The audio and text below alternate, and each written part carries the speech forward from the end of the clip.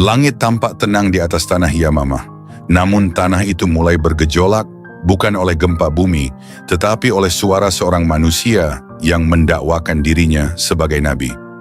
Namanya Musailimah bin Habib al-Kazzab, berasal dari kabilah Banu Hanifah, salah satu kabilah besar dan berpengaruh di wilayah Najd. Musailimah tidak muncul tiba-tiba. Ia adalah seorang yang dikenal cerdas, fasih, dan punya kemampuan komunikasi yang hebat di kalangannya. Di masa kenabian Rasulullah, Musailimah sempat datang ke Madinah bersama delegasi Banu Hanifah untuk menyatakan keislaman kaumnya. Ia melihat langsung Rasulullah duduk di hadapan sang nabi yang sejati, namun dalam hatinya tersembunyi niat busuk, ambisi dan kecintaan pada pengaruh dan kekuasaan. Ketika kembali ke Yamamah, Musailimah mulai menyebarkan benih fitnahnya. Ia memposisikan dirinya sebagai nabi utusan Allah dari Yamamah, menyatakan bahwa kenabian dibagi dua, satu bagian untuk Quraisy Muhammad dan satu bagian untuk Banu Hanifah dirinya. Sebuah kedustaan besar yang dengan cepat menjadi racun yang menggerogoti akidah sebagian orang yang lemah iman dan cinta dunia. Musailimah tak datang dengan argumen ilahiyah yang benar. Ia menyusun wahyu-wahyu palsu yang lucu dan bodoh, namun tetap berhasil memikat para pengikutnya yang buta terhadap kebenaran. Contohnya, ia pernah berkata, "Wahai katak, anak katak, airmu jernih, engkau tidak mengganggu peminum, setengahmu di lumpur, setengahmu di air." Ucapan ini diklaim sebagai wahyu dari langit oleh Musailimah. Namun tetap saja, sebagian orang mempercayainya, bukan karena wahyunya benar, tetapi karena mereka melihat keuntungan duniawi yang bisa mereka ambil bila mengikuti Musailimah. Musailimah bukan sekadar nabi palsu, ia juga politikus ulung. Ia tahu bahwa untuk memperkuat kekuasaannya, ia butuh sekutu kuat. Maka ia menikahi Sajah binti Al-Harits, seorang wanita dari Bani Taglib, yang juga mengaku nabi perempuan. Mereka membentuk koalisi kenabian palsu, walaupun pernikahan itu lebih bersifat politis daripada spiritual. Tak lama kemudian Sajah sadar akan pengaruh besar Musailimah di Yamamah dan memilih untuk tidak bersaing dengannya.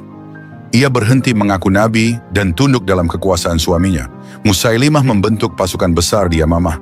Ia memperkuat kedudukannya dengan menjanjikan kekuasaan, pengampunan pajak zakat, serta membebaskan orang-orang dari kewajiban Islam seperti salat dan puasa. "Kenapa harus bersusah payah menyembah Tuhan?" kata Musailimah kepada kaumnya. "Kalau aku bisa memberi kalian agama yang ringan." Bani Hanifah, kabilah yang besar dan kuat, yang wilayahnya subur dan penuh kekayaan pertanian, menjadi benteng bagi Musailimah. Mereka pun menjadi tamengnya, dan pasukannya diperkuat oleh ribuan orang dari berbagai suku pedalaman yang menyukai kelonggaran hidup. Mereka membentuk sebuah kekuatan yang serius dan menantang kekhalifahan Abu Bakar As-Siddiq di Madinah. Ketika berita tentang munculnya nabi palsu di Yamamah ini sampai ke Madinah, umat Islam berada dalam masa-masa duka setelah wafatnya Rasulullah. Abu Bakar baru saja dibayat sebagai khalifah. Keadaan masih genting. Kaum muslimin masih menata kembali kekuatan setelah badai perpecahan di Saqifah Bani Sa'idah. Namun kini muncul ancaman yang lebih besar. Agama baru dengan nabi baru, kekuatan militer baru, dan hasrat kekuasaan yang meledak di pusat Jazirah Arab bagian timur. Suatu malam dalam kesunyian yang hangat di rumah khalifah, Abu Bakar termenung. Umar bin Khattab mendatanginya dan berkata, "Wahai Khalifah Rasulullah, Yamamah telah menjadi bara dalam kegelapan. Jika kita biarkan, ia akan membakar seluruh jazirah." Abu Bakar menatap mata Umar dalam-dalam, lalu menjawab lirih, namun tegas, "Demi Allah, aku tidak akan membiarkan bumi ini diwarisi oleh pendusta yang mengaku nabi. Islam ini harus diselamatkan, atau aku akan mati dalam perjuangan menegakkannya." Itulah awal mula keputusan strategis besar yang akan mengguncang Jazirah Arab. Perang Yamamah harus terjadi. Setelah keputusan besar diambil oleh Khalifah Abu Bakar As-Siddiq untuk menghadapi Musailimah, seluruh Madinah mulai bergolak dalam persiapan. Kabar tentang nabi palsu dari Yamamah telah menyebar luas, mengguncang semangat kaum muslimin yang masih berduka karena wafatnya Rasulullah. Namun kesedihan itu tak boleh menjadi alasan untuk lemah. Sebab fitnah Musailimah bukan hanya ancaman akidah, tetapi juga ancaman bagi keutuhan Islam itu sendiri. Di halaman Masjid Nabawi, Abu Bakar berdiri di atas mimbar. Suaranya menggetarkan hati para hadirin. Wahai kaum muslimin, sungguh telah datang kepada kita berita bahwa di Yamamah telah muncul nabi palsu, pengikut setan bernama Musailimah. Ia mengajak manusia untuk meninggalkan salat, tidak menunaikan zakat, dan mengingkari kenabian Muhammad. Demi Allah, aku akan kirim pasukan terbaik untuk menghancurkan fitnah itu dari bumi ini. Tak lama kemudian, berkumpullah para pemuda dan veteran Badar, Uhud, dan Khandaq. Di antara mereka ada nama-nama besar yang membuat bumi Madinah terasa lebih kokoh. Khalid bin Walid, Zaid bin Khattab saudara Umar bin Khattab, Abu Hudzaifah bin Utbah, Salim Maula Abu Hudzaifah, Ammar bin Yasir, Bara bin Malik, dan banyak hafiz Al-Quran lainnya. Abu Bakar lalu menunjuk seorang panglima perang yang paling layak untuk tugas berat ini. Khalid bin Walid, sang Saifullah al-Maslul pedang Allah yang terhunus. Wahai Khalid, kata Abu Bakar, engkau telah Allah takdirkan mematahkan pasukan Persia dan Romawi, maka kini telah datang waktunya engkau patahkan pula pasukan nabi palsu di Yamamah. Hancurkan fitnah ini sampai ke akar-akarnya. Khalid bin Walid menunduk, kemudian mengangkat wajahnya dengan mata menyala. Demi Allah, aku tidak akan kembali sebelum pedang ini bersimbah darah pengkhianat dan pendusta. Aku akan ajarkan pada Musailimah bahwa bumi ini tidak akan menyisakan tempat bagi para nabi palsu. Di saat Madinah bersiap dengan gelora semangat jihad, Musailimah di Yamamah semakin angkuh. Ia telah membentuk pasukan dengan jumlah besar, sekitar 40.000 pasukan, yang terdiri dari orang-orang fanatik dari Bani Hanifah dan suku-suku sekutunya. Di tengah dataran Yamamah, Musailimah berdiri di atas podium yang dibangun khusus. Wahai Bani Hanifah, teriak Musailimah, Quraisy telah menurunkan seorang nabi dari Makkah dan aku telah diangkat dari Najd. Kenapa hanya Quraisy yang berhak atas wahyu? Tidak, kini saatnya Yamamah berdiri sejajar. Muhammad telah wafat dan aku adalah utusan Allah untuk menggantikannya. Sorak-sorai pasukan menyambut ucapannya. Mereka percaya bahwa kenabian itu hanyalah sebuah kehormatan politik yang bisa diwariskan. Mereka tidak melihat bahwa wahyu itu dari Allah dan kenabian bukan hasil pemilihan atau pewarisan. Musailimah menyusun strategi untuk bertahan di Taman Maut Hadiqat al-Maut, sebuah benteng yang dikelilingi oleh dinding batu tinggi serta dijaga pasukan pemanah dan pasukan infanteri berat. Ia tahu, kekuatan Khalid bin Walid sangat mengerikan. Maka ia memilih strategi defensif untuk menguras tenaga lawan. Namun yang lebih mengkhawatirkan dari pasukannya adalah pengaruh fitnahnya terhadap penduduk Yamamah dan sekitarnya. Bahkan ada sebagian penduduk yang semula muslim menjadi ragu-ragu karena Musailimah mempermudah syariat, menawarkan agama yang ringan, dan kekuasaan dunia. Sebelum pasukan berangkat ke Yamamah, Abu Bakar sempat mengirim surat ajakan damai kepada Musailimah. Isinya tegas namun penuh hikmah. Dari hamba Allah, Abu Bakar As-Siddiq, kepada Musailimah Al-Kazzab. Salam atas orang yang mengikuti petunjuk. Sesungguhnya bumi ini milik Allah, dan dia mewariskannya kepada siapa saja dari hambanya yang dia kehendaki. Dan akhir yang baik hanya bagi orang-orang yang bertakwa. Telah datang kepada kami kabar bahwa engkau mengaku sebagai nabi sesudah Rasulullah. Ketahuilah, wahyu telah berakhir. Engkau hanyalah pendusta dan kami akan memerangimu sampai engkau kembali kepada Allah atau engkau binasa bersama kebohonganmu. Musailimah membacanya lalu tertawa keras. Ia bahkan menyusun surat tandingan dan menyuruh salah satu utusannya membacakannya di depan umum. Dari Musailimah, Rasul Allah, kepada Abu Bakar, pemimpin kaum muslimin, salam atasmu. Sungguh aku telah diberi separuh bumi dan engkau diberi separuhnya. Tetapi kaum Quraisy adalah kaum yang melampaui batas. Surat ini sampai ke tangan Abu Bakar. Ia langsung menghempaskan surat itu ke tanah dan berkata dengan penuh murka, "Demi Allah, ini adalah puncak kebodohan dan kesesatan. Tidak akan pernah ada dua nabi di bumi ini." Pasukan besar dipersiapkan. Para sahabat memeluk keluarga mereka dan mengucapkan salam perpisahan. Mereka tahu ini bukan sekadar perang biasa. Ini adalah perang iman melawan kesesatan, perang antara kebenaran wahyu dengan nafsu dunia, perang yang akan menentukan nasib Islam di Jazirah Arab. Dengan panji Islam berkibar tinggi dan pedang-pedang yang telah diasah, Khalid bin Walid memimpin pasukannya menuju Yamamah. Di dalam barisan itu ada ratusan penghafal Al-Quran, para sahabat pilihan, dan jiwa-jiwa yang tak sabar menjemput syahid. Perjalanan ke Yamamah dimulai. Langkah kaki mereka bukan hanya membawa senjata, tetapi juga membawa janji. Kebenaran harus menang, meskipun harus dibayar dengan darah. Langit Madinah masih berselimut cahaya pagi, ketika suara derap kaki kuda dan deru semangat jihad membelah udara. Pasukan yang dipimpin Khalid bin Walid mulai bergerak ke arah timur, menuju dataran Yamamah, markas besar Musailimah sang nabi palsu. Ini bukan perjalanan biasa. Ini adalah perjalanan menuju benteng terakhir kaum murtad yang berani menantang wahyu Allah setelah wafatnya Rasulullah. Pasukan muslimin yang diperkirakan berjumlah sekitar 13.000 orang harus melintasi padang gersang, bukit tandus, dan oase-oase kecil yang terkadang hanya menipu harapan. Namun semangat mereka mengalahkan letih dan panasnya terik mentari.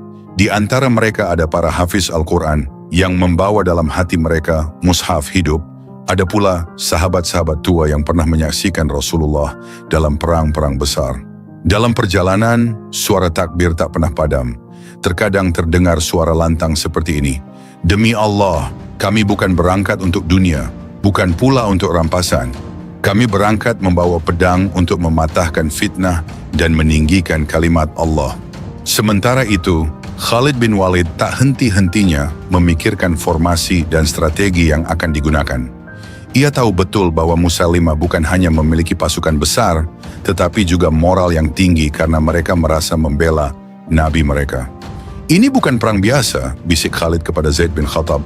Mereka berperang karena keyakinan, walau keyakinan itu batil. Kita harus mengguncang pusat pertahanan mereka dengan taktik yang membuat mereka kehilangan arah. Zaid mengangguk, lalu menatap jauh ke cakrawala yang panas. Biarkan darahku tumpah jika itu bisa menjadikan Islam tegak kembali di bumi Yamamah. Setibanya di dekat Yamamah, pasukan Khalid berhenti sejenak di sebuah dataran luas yang disebut Aqraba.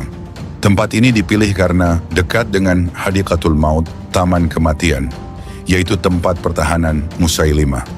Di sanalah pasukan Musailimah sudah bersiaga dengan formasi rapat dan semangat fanatik. Khalid mengamati dari kejauhan. Benteng mereka bukan hanya dari batu, tetapi dari semangat yang dibakar oleh dusta Musailimah. Kita tidak akan menyerang langsung ke tengah. Kita akan pecah dulu formasi mereka. Ia kemudian memerintahkan setiap suku atau kabilah ditempatkan dalam posisi khusus. Ini penting agar setiap barisan memiliki solidaritas yang kuat. Di sisi kiri ditempatkan suku-suku dari Yaman, di tengah para sahabat dari Madinah dan Makkah, dan di kanan orang-orang dari Najd dan daerah pedalaman. Namun di balik strategi itu, ada satu kekhawatiran Khalid yang ia sampaikan kepada Abu Hudzaifah. Jika mereka goyah, kita akan kacau. Tapi jika mereka tetap di posisinya dan tidak melarikan diri, kemenangan akan dekat. Malam sebelum perang, seluruh pasukan dikumpulkan.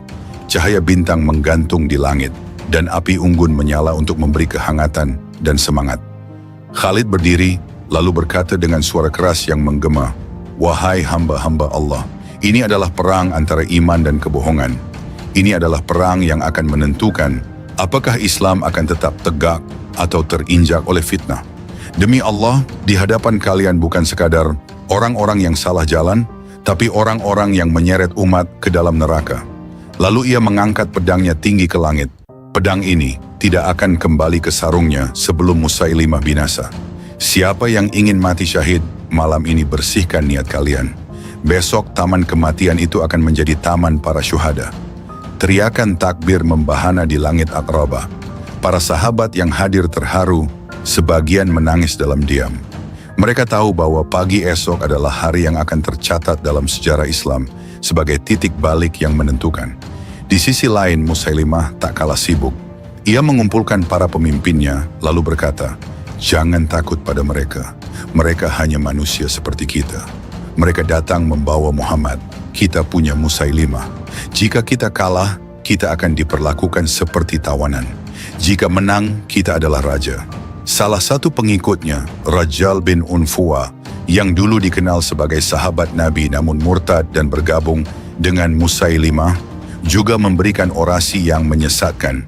Aku telah melihat cahaya kenabian dalam diri Musailimah sebagaimana aku pernah melihat pada Muhammad. Jangan goyah, wahai Bani Hanifah. Orasi-orasi penuh dusta ini membakar semangat pasukan Yamamah. Mereka siap untuk mempertaruhkan nyawa demi kebohongan yang mereka yakini sebagai wahyu. Pagi itu tiba. Matahari terbit dengan cahaya yang menyilaukan. Dua pasukan telah berbaris. Di sisi kanan panji-panji Islam berkibar tinggi. Di sisi kiri panji-panji pemberontak terangkat dihiasi simbol Musailimah. Di antara kedua pasukan itu, udara terasa berat. Denting pedang, derap kaki kuda, dan tarikan napas terakhir sebelum pertarungan menjadi simfoni yang mendebarkan. Di tengah-tengah barisan muslimin, berdirilah Salim Maula Abu Hudzaifah, seorang penghafal Quran yang memegang panji Islam. Wajahnya pucat namun penuh tekad. Ia menatap langit sambil berdoa, "Ya Allah, jangan kau serahkan panji ini ke tangan kaum pendusta. Jika aku gugur hari ini, jadikanlah darahku saksi bahwa aku telah membela kalammu yang suci." Matahari merangkak naik. Di lembah Aqrabah, dua pasukan besar kini saling berhadapan. Di satu sisi adalah pasukan Khalid bin Walid, barisan kaum beriman yang siap mengorbankan nyawa demi Islam.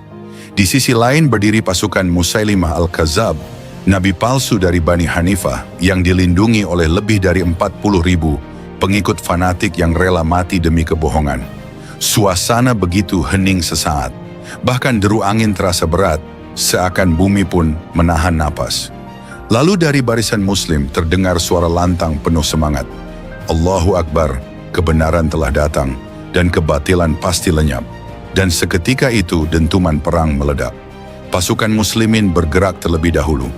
Teriakan takbir mengguncang langit. Pedang terhunus, panah diluncurkan. Pasukan Khalid menyerang dengan berani, namun pasukan Musailimah bertahan dengan sengit. Mereka terlatih dan telah bersiap sejak jauh hari. Serangan awal muslimin tidak membuahkan hasil. Justru sebaliknya, barisan mereka terdorong mundur. Sebagian panji berkibar miring. Musailimah tertawa dari kejauhan. Inilah hari kemenangan. Inilah hari runtuhnya Quraisy dan munculnya Bani Hanifah. Di tengah kekacauan, Rajal bin Unfuwa, bekas sahabat Nabi yang telah murtad dan kini memihak Musailimah, berseru kepada pasukan muslimin dengan suara keras, "Wahai manusia, Musailimah benar-benar Nabi, sebagaimana Muhammad. Kembalilah kalian, tak perlu mati sia-sia." Kata-kata itu menyayat hati. Beberapa pasukan muslim mulai ragu, ada yang mulai mundur. Tapi di tengah kekacauan itu, Salim Maula Abu Hudzaifah berdiri tegak memegang panji. Wajahnya berlumuran darah, namun tak gentar sedikit pun. "Wahai kaum muslimin, apakah kalian akan tinggalkan Al-Quran? Apakah kalian akan biarkan agama ini runtuh setelah wafatnya Nabi Muhammad? Kembalilah ke barisan." Teriakan itu menggugah jiwa-jiwa yang mulai gentar. Para sahabat kembali menegakkan barisan. Pertempuran kembali berkecamuk. Tapi kali ini, banyak dari para penghafal Al-Quran maju ke depan tanpa gentar. Mereka bukan hanya membawa senjata, tapi membawa hafalan wahyu Allah di dada mereka. Mereka tahu, jika mereka gugur, maka sebagian besar hafalan Al-Quran bisa ikut lenyap. Salim Maula Abu Hudzaifah kembali berdiri di garis terdepan. Ia berkata, "Demi Allah, jika hari ini aku mundur, maka aku pengkhianat Al-Quran." Ia lalu menerjang ke tengah medan tempur. Panah menancap di dadanya, pedang menebas lengannya. Tapi ia terus maju hingga tubuhnya roboh penuh darah. Namun panji Islam masih tegak, meskipun dipegang oleh tangan yang gemetar. Tak jauh dari sana, Zaid bin Khattab, saudara Umar bin Khattab, juga menerjang maju. Ia berteriak lantang, "Wahai manusia, bertempurlah, demi Allah. Aku tidak akan berbicara setelah ini selamanya." Zaid menyerbu tanpa berkata lagi. Ia bertarung seperti singa, dan akhirnya tubuhnya roboh oleh tebasan pedang Musailimah. Darah mengalir deras di tanah Aqrabah. Tubuh para hafiz Quran berserakan, namun semangat mereka justru menyalakan bara jihad di hati pasukan yang tersisa. Melihat keadaan yang mulai genting, Khalid bin Walid segera mengambil tindakan tegas. Ia melihat bahwa formasi umum membuat pasukan bercampur dan tidak solid. Maka ia memanggil para pemimpin kabilah dan berkata, Buatkan barisan khusus untuk setiap kabilah. Siapa yang lari dari kabilahnya akan dikenali sebagai pengecut. Formasi dirapikan, barisan dipadatkan. Setiap suku kini bertanggung jawab atas panjinya masing-masing. Khalid menyiapkan barisan khusus dari para veteran Badar dan Uhud untuk menggempur benteng pusat. Khalid kemudian berseru, "Wahai pasukan Allah, jangan kau kira darah para sahabat itu tumpah sia-sia.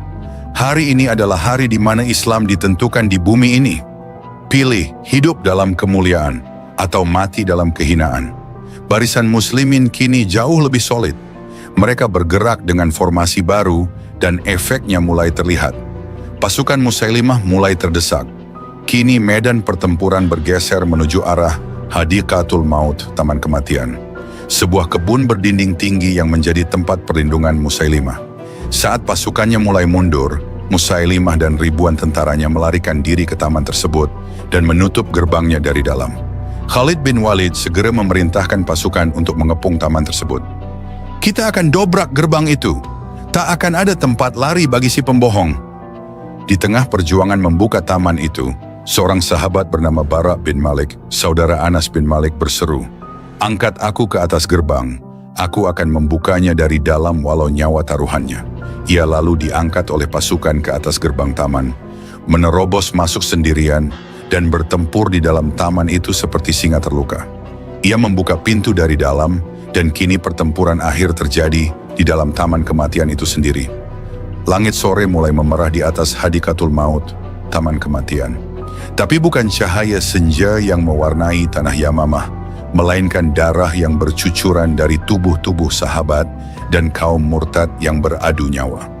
Jerit perih, takbir dan deru pedang bertarung mengisi udara.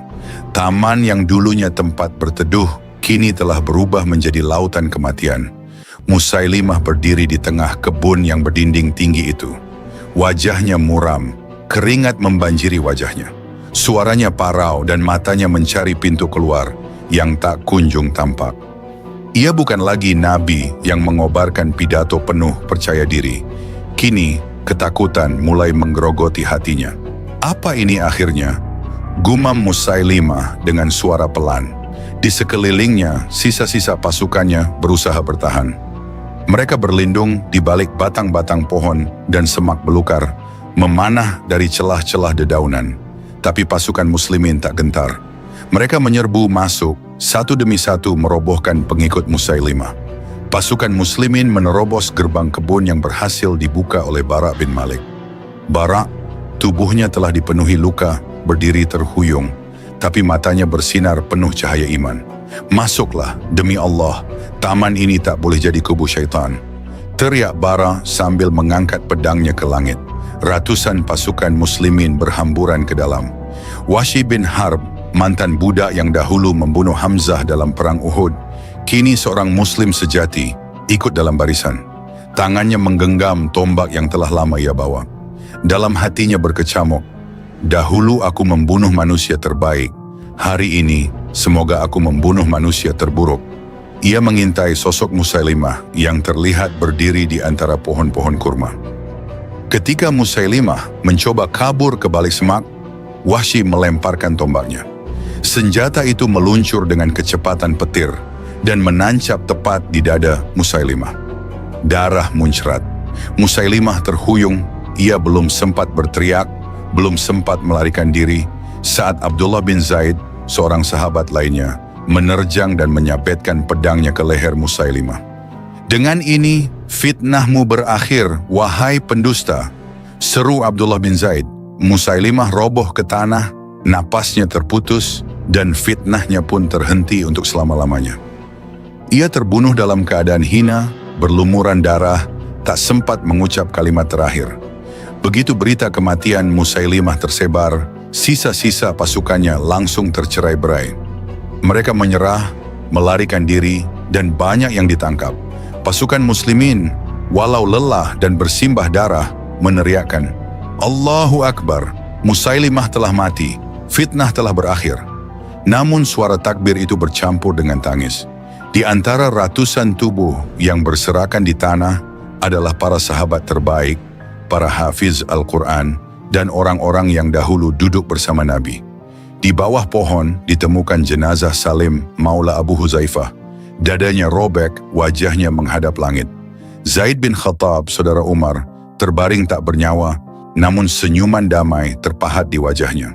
Para sahabat mengangkat tubuh-tubuh para syuhada dengan air mata dan kebanggaan. Umar bin Khattab yang mendengar kabar syahidnya saudaranya hanya berujar pelan, "Semoga Allah menerima pengorbananmu, wahai Zaid. Kau telah membuktikan kesetiaanmu kepada Allah dan Rasul-Nya." Pertempuran Yamamah meninggalkan luka mendalam dalam sejarah Islam. Diperkirakan lebih dari 1.200 sahabat gugur, sebagian besar diantaranya adalah para penghafal Al-Quran. Taman Yamamah telah sunyi, angin sore mengusap lembut jasad-jasad para syuhada yang kini terbujur dalam damai. Darah mereka telah menyirami bumi, tapi semangat mereka tetap hidup, menyala dalam dada generasi setelahnya. Perang telah usai, namun luka yang ditinggalkan tak mudah sembuh, terutama luka di hati umat Islam. Lebih dari 1.000 sahabat syahid dalam Perang Yamamah. Yang paling mengguncang adalah kenyataan bahwa mayoritas dari mereka adalah para penghafal Al-Quran. Satu demi satu nama-nama itu disebut dengan air mata. Para sahabat yang dikenal karena kesalehan dan hafalan mereka terhadap ayat-ayat Allah, kini telah berpulang.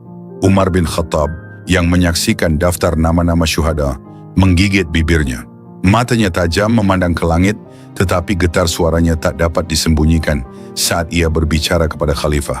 "Wahai khalifah Rasulullah, telah gugur banyak di antara para hufaz. Aku khawatir, jika ini terus berlanjut, akan hilang sebagian dari Al-Quran. Aku mohon, perintahkan agar Al-Quran dikumpulkan sebelum terlambat."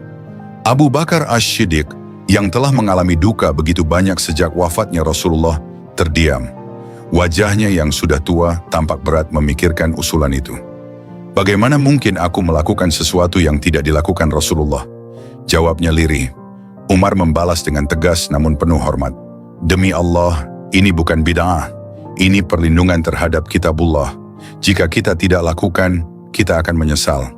Setelah berkonsultasi dengan para sahabat dan menyaksikan langsung dampak dari tragedi Yamamah, Abu Bakar akhirnya menyetujui gagasan besar itu. Dan di saat itulah, panggilan besar ditujukan kepada salah satu sahabat yang dikenal cerdas, teliti, dan memiliki ilmu yang kuat, Zaid bin Sabit. Zaid yang kala itu masih muda terpanggil menghadap sang khalifah. Abu Bakar berkata, "Engkau adalah pemuda cerdas. Engkau pernah menulis wahyu untuk Rasulullah. Kami tidak meragukanmu. Aku ingin engkau mengumpulkan Al-Quran dari hafalan para sahabat dan dari catatan yang ada." Zaid terperanjat. Ia menundukkan kepala, matanya berkaca-kaca. "Wahai Amirul Mukminin, jika engkau tugaskan aku untuk memindahkan sebuah gunung, itu lebih ringan bagiku daripada mengumpulkan Al-Quran dalam satu mushaf." Namun setelah Abu Bakar dan Umar terus mendorongnya dan menunjukkan urgensi besar dari tugas itu, akhirnya Zaid menerima.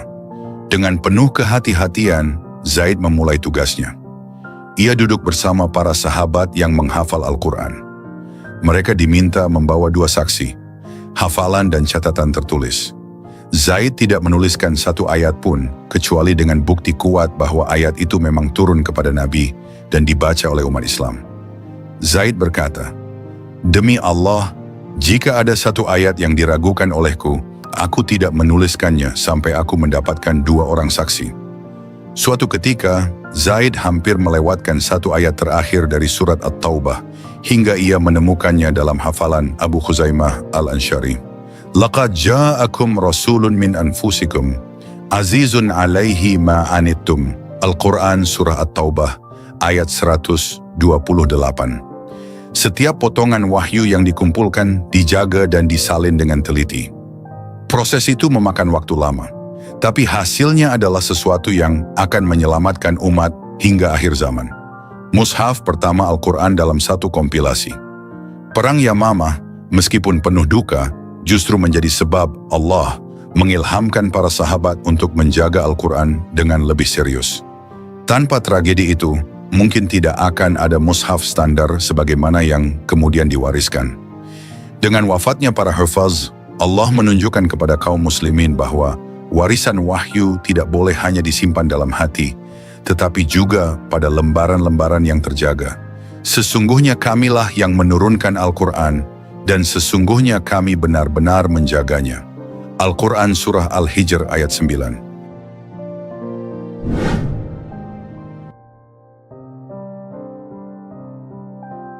Angin gurun bertiup pelan ketika matahari menurunkan cahayanya di ujung cakrawala. Wilayah Bani Tamim tampak tenang, seolah badai belum mendatanginya. Namun di dalam ketenangan itu, tersembunyi bara ketegangan yang perlahan membakar. Bani Tamim adalah salah satu kabilah besar di Jazirah Arab, dan salah satu pemimpinnya adalah Malik bin Nuwairah, sosok yang disegani, dermawan, berwibawa, dan dikenal sebagai penyair yang piawai. Malik bukanlah orang asing bagi kaum muslimin. Ia pernah masuk Islam semasa Rasulullah masih hidup, bahkan menerima perintah untuk mengumpulkan zakat dari kaumnya. Namun setelah wafatnya Rasulullah, banyak fitnah tersebar. Kekacauan merebak dari satu kabilah ke kabilah lain. Di tengah kebingungan dan desas-desus, Malik menahan diri. Ia tidak menyerahkan zakat dan menolak berbayat kepada Khalifah Abu Bakar, tindakan yang di mata pusat kekhalifahan dianggap sebagai pemberontakan atau bahkan kemurtadan. Di sisi Malik, ada seorang wanita yang keberadaannya menjadi bagian dari kekaguman banyak orang. Dialah Laila binti Al-Minhal, wanita muda dari Bani Tamim yang dikenal karena kecantikannya yang luar biasa, kewibawaannya yang tenang, serta tutur katanya yang lembut. Laila adalah permaisuri dalam arti sebenarnya bagi Malik. Ia bukan hanya mendampingi Malik dalam urusan rumah tangga, tetapi juga dalam keputusan politik. "Wahai Malik," bisik Laila suatu malam ketika bara kemurtadan sudah mulai terasa di banyak tempat, "apa yang engkau pilih kini? Banyak kabar telah sampai bahwa pasukan Abu Bakar telah menyebar ke berbagai penjuru. Apakah kita akan melawan?" Malik menatap istrinya dalam diam.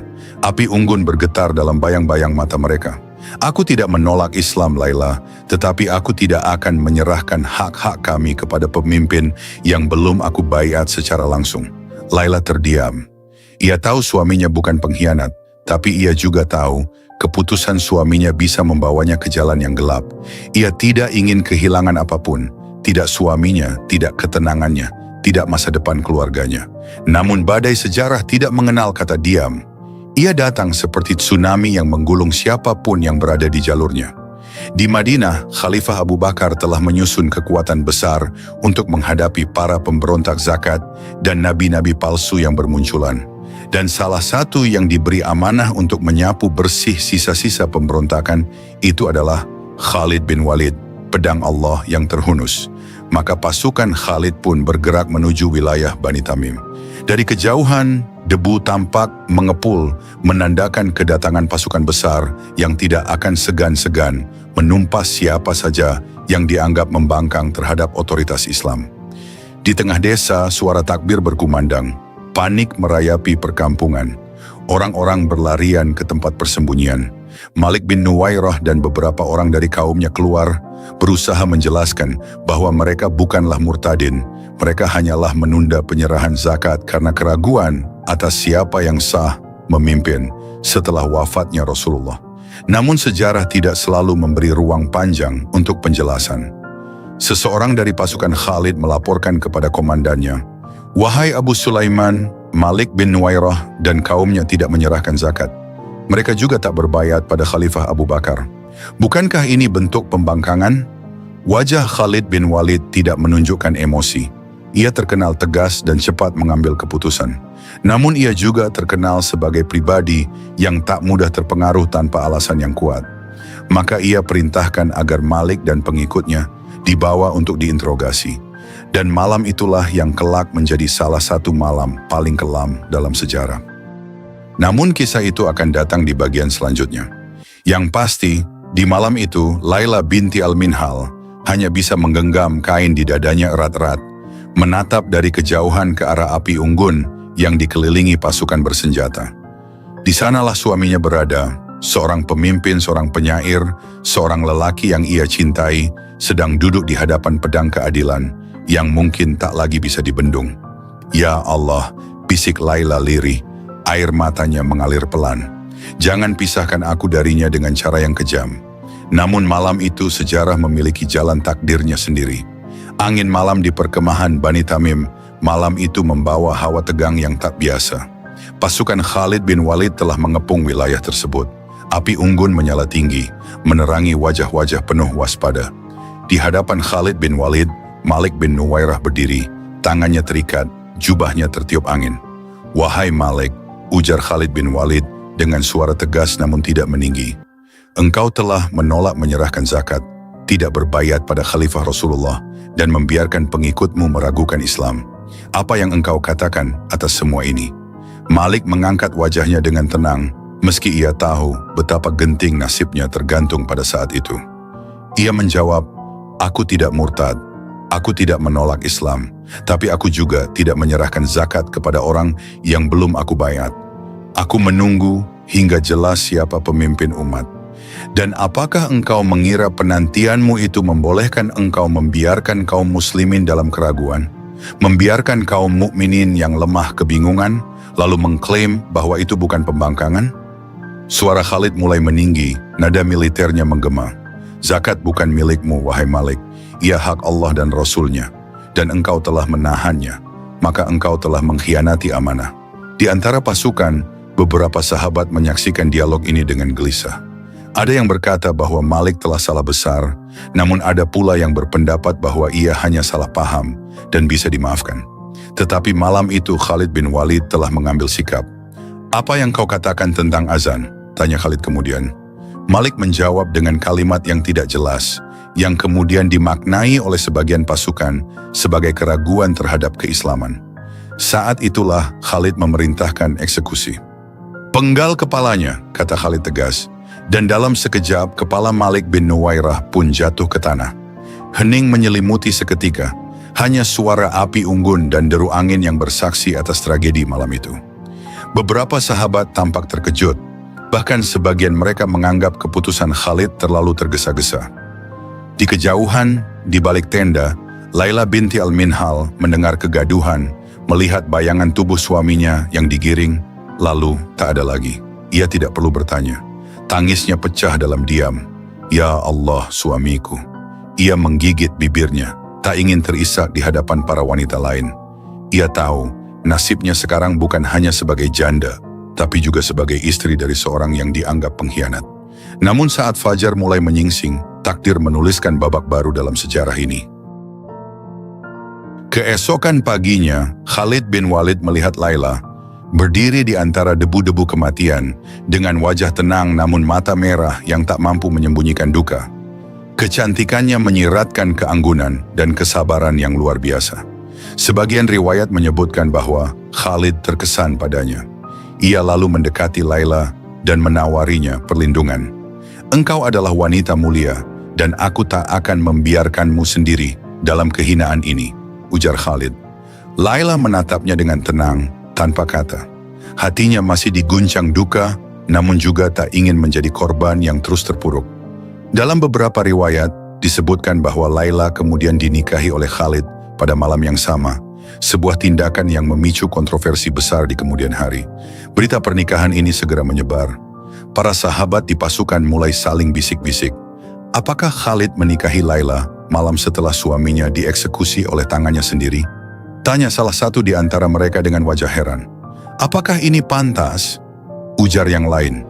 Berbagai spekulasi mulai merebak. Khalid bin Walid dianggap tergesa-gesa. Beberapa sahabat menganggap pernikahan itu tidak pantas karena belum cukup masa iddah. Namun Khalid dalam keyakinannya merasa bahwa tindakan itu sah secara syariat. Sebab menurutnya, Malik telah dianggap murtad dan diperlakukan sebagai tawanan perang. Berita ini akhirnya sampai ke Madinah. Madinah, pagi yang cerah itu terasa berbeda. Di antara para sahabat yang mengabdi di sekitar khalifah, suasana begitu tegang. Di sebuah ruangan yang sunyi namun penuh wibawa, Umar bin Khattab melangkah cepat dengan raut wajah serius. Kedua matanya menyimpan kemarahan yang tak tersembunyi. Ia langsung masuk menemui Abu Bakar As-Siddiq yang sedang duduk mendengarkan laporan para utusan. "Wahai Khalifah Rasulullah," seru Umar dengan nada tinggi namun tertahan. "Aku tak bisa diam. Ini menyangkut kehormatan Islam dan keadilan." Abu Bakar menoleh perlahan, memberi isyarat agar yang lain mundur sejenak. Hanya Umar yang tertinggal di ruangan itu. "Apa yang membuatmu gelisah, wahai Umar?" Tanya Abu Bakar dengan nada tenang. Umar menunduk sejenak, lalu dengan suara tegas ia berkata, "Ini tentang Khalid bin Walid. Dia telah membunuh Malik bin Nuwairah yang masih mengucapkan kalimat syahadat. Dan malam itu juga dia menikahi janda Malik, Laila binti Al-Minhal. Bagaimana bisa ini dibiarkan?" Abu Bakar termenung, wajahnya tetap tenang, tetapi matanya menyiratkan kegundahan. Ia telah mendengar kabar tersebut beberapa hari sebelumnya. Ia tahu betapa pentingnya menimbang tindakan seorang panglima, terutama Khalid bin Walid, sosok yang namanya menggetarkan musuh Islam, tetapi juga seorang manusia yang bisa salah langkah. Umar melanjutkan, "Wahai Abu Bakar, jika ini tidak ditindak, umat akan kehilangan kepercayaan. Bagaimana mereka akan menghormati keadilan jika yang berbuat semena-mena dibiarkan?" Dengan suara lembut namun penuh wibawa, Abu Bakar menjawab, "Aku tahu, wahai Umar. Aku juga terus memikirkan hal ini, tetapi aku juga tahu siapa Khalid. Dia pedang Allah yang dihunus di medan jihad. Ia tidak membunuh kecuali karena ia menyangka itu haknya. Ia tidak menikah kecuali ia yakin itu halal baginya." Umar menggeleng perlahan. "Tetapi itu bukan soal halal semata, wahai Khalifah. Ini soal kehati-hatian, soal sensitivitas. Dia terlalu tergesa-gesa. Membunuh seseorang yang bisa jadi masih muslim, lalu menikahi istrinya dalam sekejap. Umat akan bertanya-tanya. Ini menimbulkan fitnah."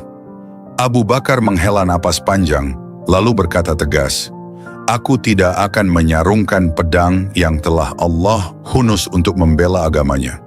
Namun aku juga tidak akan tinggal diam jika dia mengulangi kesalahan. Khalid perlu ditegur."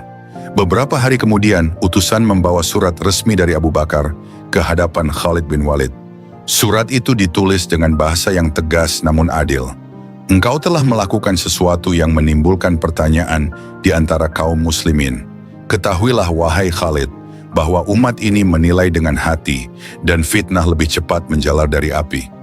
Tahanlah dirimu, pikirkan tindakanmu, karena sesungguhnya engkau bukan hanya membawa pedang, tapi membawa kehormatan Islam di pundakmu." Khalid menerima surat itu dalam diam. Ia membaca dengan perlahan. Sorot matanya berubah. Tak ada amarah, tak pula protes. Kepada sahabat-sahabatnya, ia berkata, "Aku hanya melakukan apa yang aku yakini benar. Tapi jika khalifah memerintahkan, aku patuh." Ia tidak membantah, tidak pula berdalih. Khalid bukanlah orang yang merasa dirinya tak mungkin salah. Ia hanya teguh dalam keputusan perang, dan terkadang keteguhan itu tampak seperti kekerasan. Laila binti Al-Minhal, di sisi lain, menjalani hari-hari barunya dalam diam. Sebagian orang memandangnya dengan heran. Ada yang mencibir, ada pula yang membela. Tapi Laila tetap diam. Seseorang dari kalangan wanita Ansyar pernah bertanya kepadanya dengan nada samar, "Wahai Laila, bagaimana bisa engkau bersedia menikah malam ketika suamimu tewas?" Laila menunduk, lalu menjawab pelan, "Aku tidak memilih jalan ini, tapi takdir membawaku padanya. Apakah aku bisa menolak?" Tangisnya jatuh perlahan. Ia bukan wanita biasa. Ia wanita cerdas, tangguh dan cantik, tapi hatinya juga rapuh. Ia kehilangan suaminya dalam cara yang tak sempat ia pahami sepenuhnya. Namun hidup harus terus berjalan, dan dia telah menjadi bagian dari sejarah yang akan dikenang sepanjang zaman. Madinah kembali sibuk. Setelah pertempuran demi pertempuran, kota ini menjadi pusat segala keputusan. Orang-orang datang dari berbagai penjuru, membawa berita kemenangan, kekalahan, pertobatan, dan kadang kontroversi. Di antara bisik-bisik kaum muslimin, nama Khalid bin Walid tetap disebut. Ia masih sang pedang Allah, pemimpin yang tiada tanding dalam medan laga. Tapi kali ini, bayang-bayang kelabu menyelimuti namanya. Bukan karena kekalahan, tapi karena keputusan pribadi yang mengguncang. Suara lantang Umar bin Khattab terdengar lagi dalam sebuah majelis terbuka. "Wahai manusia, ketahuilah kemuliaan bukan karena darah yang tertumpah, tapi karena hati yang tunduk pada Allah. Tidak ada yang lebih tinggi di antara kita, kecuali yang paling bertakwa." Beberapa menoleh, menyadari maksud tersirat dari ucapannya. Umar belum juga reda dari keresahannya atas peristiwa itu. Namun Abu Bakar tetap memilih sikap seimbang. Dalam satu pertemuan tertutup, seorang sahabat mendekat dan berkata, "Wahai Khalifah Rasulullah, apakah tidak lebih baik engkau mencopot Khalid dari kepemimpinannya?" Umat gelisah. Abu Bakar memejamkan mata sejenak, lalu menjawab, "Demi Allah, aku tidak akan menyarungkan pedang yang telah Allah hunus." Ia tahu, mencopot Khalid bisa menenangkan sebagian orang, tapi bisa pula melemahkan semangat pasukan yang bertempur jauh dari rumah. Tidak semua persoalan diselesaikan dengan ganti posisi. Kadang yang lebih penting adalah memberi nasihat dan menjaga kestabilan. Sementara itu, di tempat lain, Khalid bin Walid duduk termenung. Ia tak biasa berdiam lama, tapi kali ini pikirannya melayang. Bukan karena takut, bukan pula karena malu, tapi karena ia sadar bahwa setiap keputusan memiliki harga. Ia pernah berkata pada salah seorang sahabatnya, "Aku tidak membunuh Malik karena hawa nafsu. Aku melihatnya ragu, dan aku takut ia memperdaya pasukanku dari dalam. Tetapi kini, aku pun ragu. Apakah aku telah terlalu cepat menarik pedang?" Sahabat itu menjawab lirih, "Wahai Abu Sulaiman, keputusanmu telah engkau pertanggungjawabkan kepada Khalifah. Kini, yang tersisa hanya memohon ampun kepada Allah." Khalid mengangguk. Ia tak menyesal sebagai pejuang, tetapi ia tahu keputusan pemimpin tak selalu bebas dari luka yang ditinggalkan. Adapun Laila binti Al-Minhal, hari-harinya dilalui dalam diam. Ia tidak membela diri, tidak pula membantah tuduhan. Ia memilih mendekat kepada Tuhannya, seperti yang diajarkan oleh suaminya yang pertama, dan kini oleh suaminya yang baru. Di satu malam, ia pernah berkata kepada seorang sahabat wanita yang mendekatinya, "Aku tidak tahu apakah aku harus bahagia atau bersedih. Dulu aku bangga jadi istri Malik, kini aku menjadi istri Khalid. Tapi hatiku tetap menyimpan luka yang belum mengering."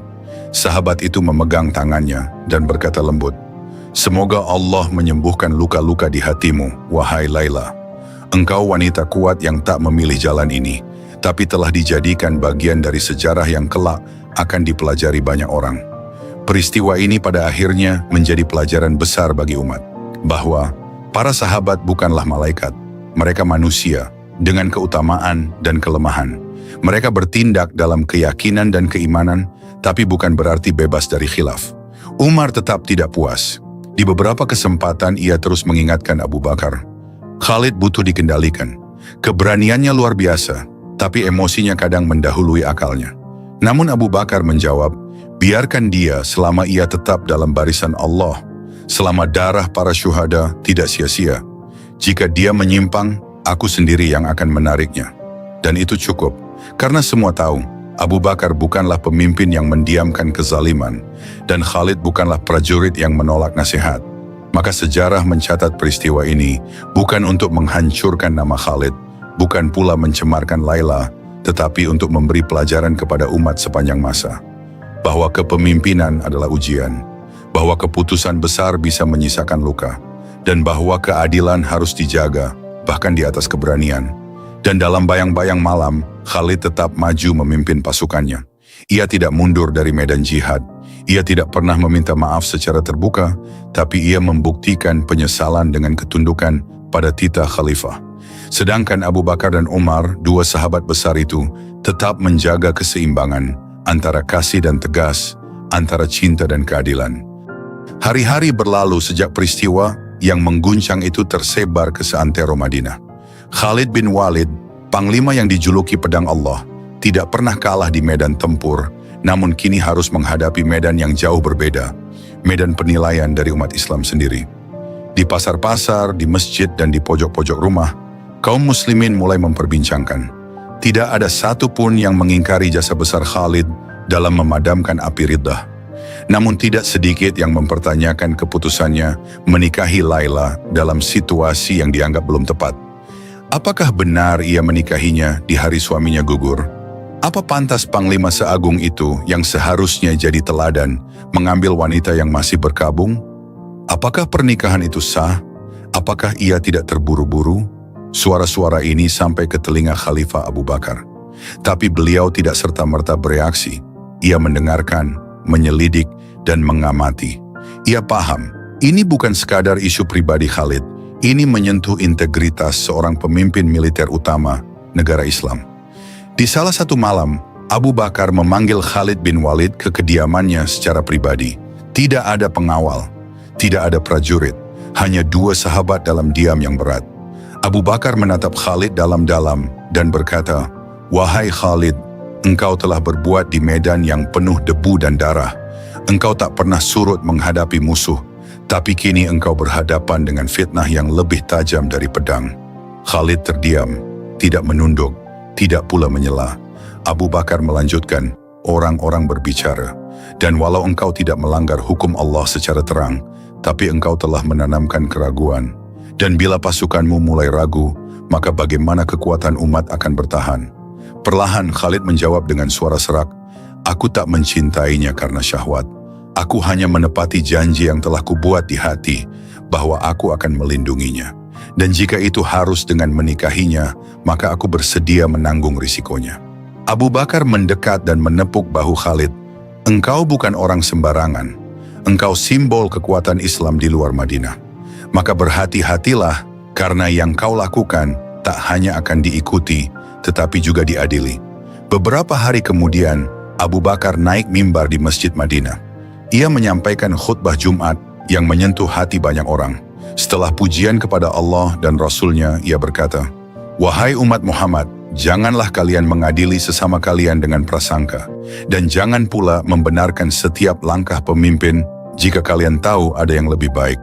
Tapi ketahuilah, pemimpin pun adalah manusia, dan manusia bisa salah, kecuali yang dijaga oleh Allah, yaitu nabinya. Aku telah mendengar tentang kontroversi yang kalian suarakan, dan aku pun telah mendengar dari Khalid sendiri. Tidak semua keputusan dibuat karena keinginan dunia. Kadang keputusan dibuat karena jiwa yang tak tahan menanggung amanah dan janji.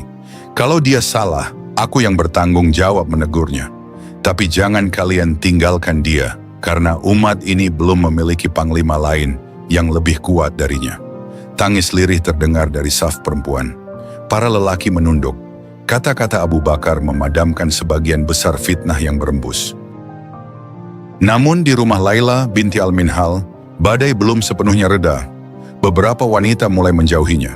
Tidak terang-terangan memusuhi, tetapi keheningan yang terasa janggal dan senyuman yang terasa hambar. Ia menjadi pusat perhatian yang tak ia inginkan. Suatu hari ia menghadap kepada Ummu Salamah, salah satu istri Nabi Muhammad SAW yang terkenal dengan kebijaksanaannya.